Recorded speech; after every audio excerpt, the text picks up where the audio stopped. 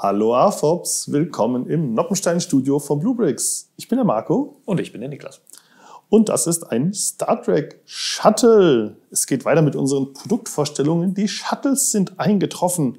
Ja. Hi, heute wollen wir euch dieses Shuttle der Klasse F vorstellen. Genau. Ein Shuttle, wie es auf der Enterprise aus der alten Serie zu sehen ist.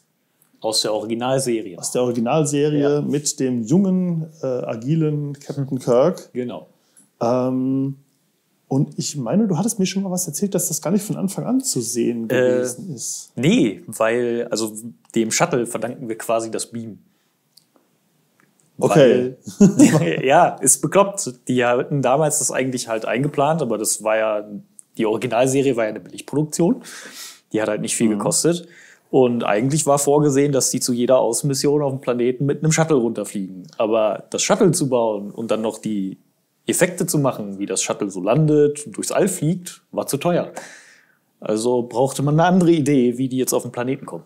Und da haben sie sich gedacht, ja, dann können die halt beamen. Genau. Aber es ist dann trotzdem irgendwann noch... Irgendwann kam es dann doch noch in die Serie, ja. Okay.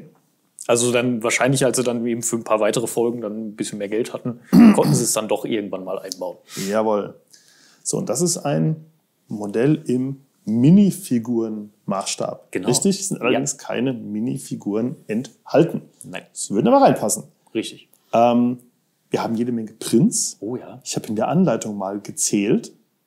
23 Stück, wenn ich mich nicht verzählt habe. Hier vorne natürlich. Galileo, ist das der Name des Shuttles? Genau. Also jedes Shuttle hat eigentlich seinen eigenen Namen quasi. Und das mit der Kennzeichnung 7 hat halt den Namen Galileo. Ah ja. NCC 1701, das ist die Enterprise, das Mutterschiff. Und Strich 7 ist also das siebte. Das ist das siebte Shuttle, ja. Sind die anderen alle kaputt oder gibt es einfach insgesamt? Also es gibt ein paar.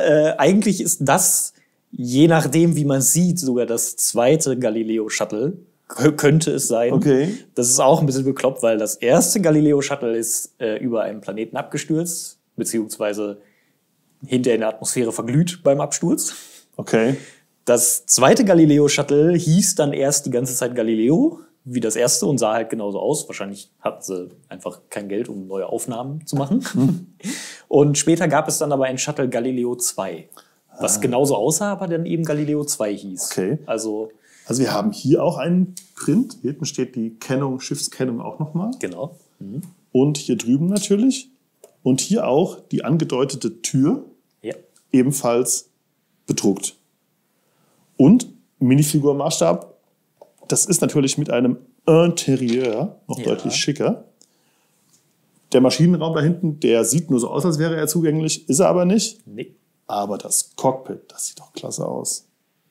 Schön bedruckt. Ja. Vielleicht sind es sogar 24 Prints, weil ich glaube, das hier, dieses bedruckte Runde, dieses Zielfernrohr, sag ich mal fast, das habe ich gar nicht mitgezählt hinten bei der Teileübersicht.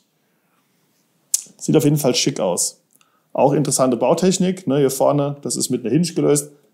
So steigt man nicht ein. Ja. Das ist halt nur, um das hier schön bauen zu können. Ja, prima. Und das erinnert mich so ein bisschen an Flugzeugträger und diese Fanghaken. Wenn ein moderner Düsenjet auf dem Flugzeugträger landet, haben die hier hinten solche Fanghaken dran und werden dann von irgendwelchen Halteseilen so gestoppt. Aber normalerweise ist das ja hier... Ja, aber das ist eigentlich nur eine Landekufe quasi. Landekufe, okay. Wie sieht die Bauanleitung aus? Die haben wir hier. Die ist eigentlich, also erstmal beide Seiten, Vor- und Rückseite. Ja.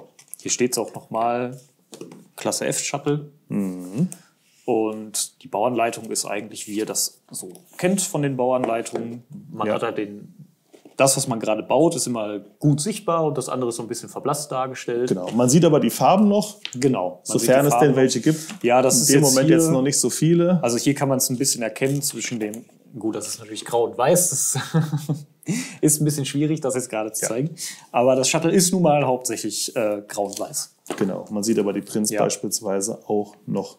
Du hast ein paar Teile übrig, unter anderem unser schickes blaues Tool, ja. das Einzelnoppen-Tool. Es sind auch noch 2, 3 Einzelnoppen übrig. Genau. Die werden hier an ein paar Stellen auch verbaut.